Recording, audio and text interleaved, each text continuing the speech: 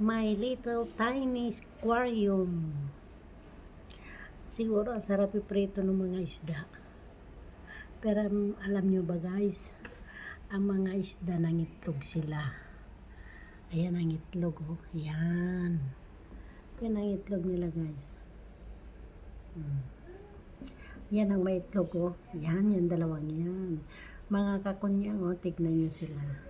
Nagagalit sila sa kamay ko. Kala nila kukunin ko yung itlog. Yan. Ito na yung pangalawang beses nilang pag-itlog. Pero nung unang itlog nila, kanilang kinain. Ayan yung itlog, oh. Yan. Ayan, oh.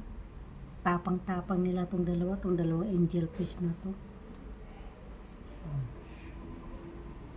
Yan, lahat ng mga maliliit dito sa banda rito kasi yung yung dalawang angel fish na yan, gagalit sila, binabantayan nila yung kanilang itlog.